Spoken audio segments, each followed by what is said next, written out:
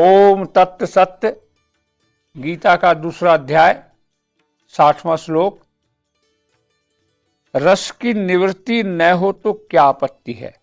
भगवान ने पहले कहा कि रस की निवृत्ति होनी चाहिए, इससे पूर्व श्लोक में। अब 60वें श्लोक में यह है कि ये रस की निवृत्ति ना हो तो क्या आपत्ति। हाँ, रस की निवृत्ति ना हो, उत्पत्ति ना हो तो अब आगे भगवान कह रहे हैं, कारण कि हे कुंती नंदन, रस बुद्धि रहने से यत्न करते हुए विद्वान मनुष्य की भी प्रथम शीलन इंद्रियां उसके मन को बलपूर्वक हर लेती हैं।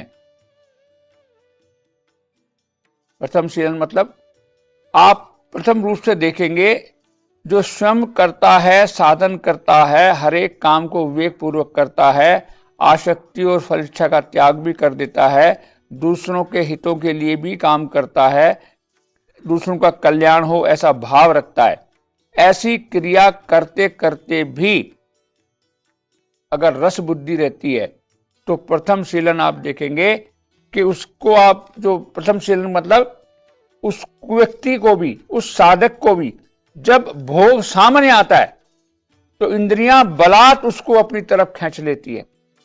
बलात् मतलब जब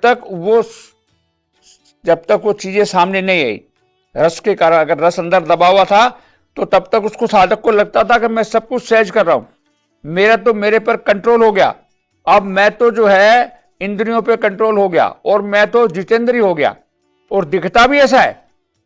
प्रथम शीलन आप देखेंगे तो व्यक्ति दिख भी ऐसा ही रहा है, लेकिन जैसे ही उसके सामने वो भोग की वस्तुएं आती हैं, जब उसके सामने भोग की वस्तुएं आती हैं तो आपकी इंद्रियां बलात् उससे वो काम करवा लेती हैं जिसको, जो अपने आप को जितेंद्रिय मान रहा था, जो अपने आप को सब मानता था कि मेरे को मेरी तमाम इंद्रियों पर अधिकार मैंने कर लिया है, उनको मैंने अपने वश में कर लिया है।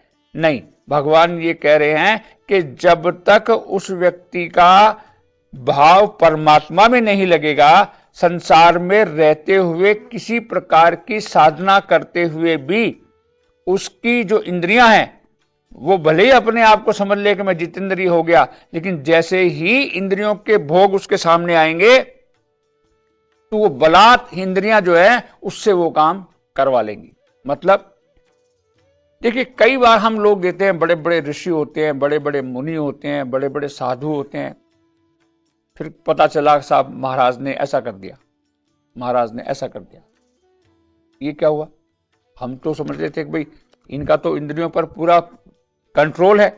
नहीं, भगवान यही कह रहे हैं कि जब तक साधक का पूर्ण रूप से परमात्मा की तरफ ध्यान नहीं जाएगा तब तक वो भले ही समझ ले कि उसकी इंद्रियों पर उसका कंट्रोल हो गया है, लेकिन वो जितेंद्रिय नहीं हो पाएगा।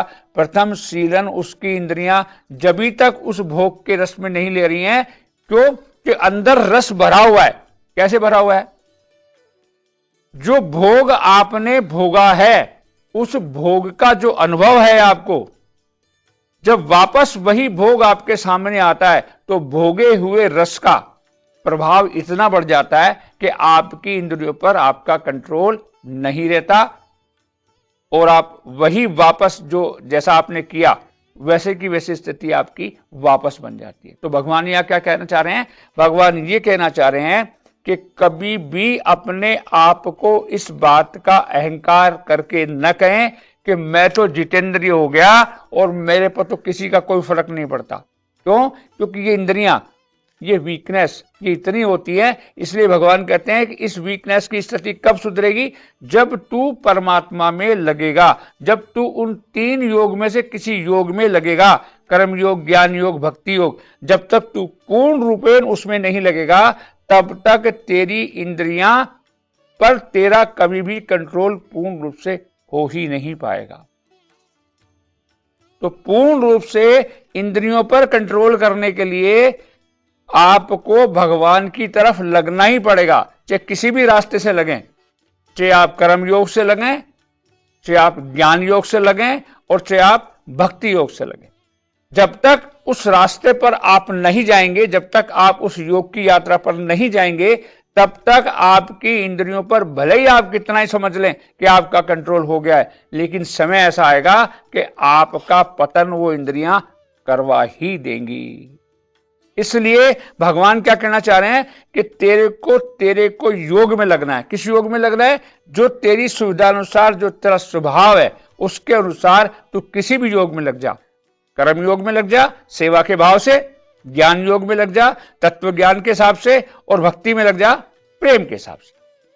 तो तीनों में से किसी भी रास्ते से तू जाएगा तो ही तू तेरी इंद्रियों पर संयम कंट्रोल कर पाएगा।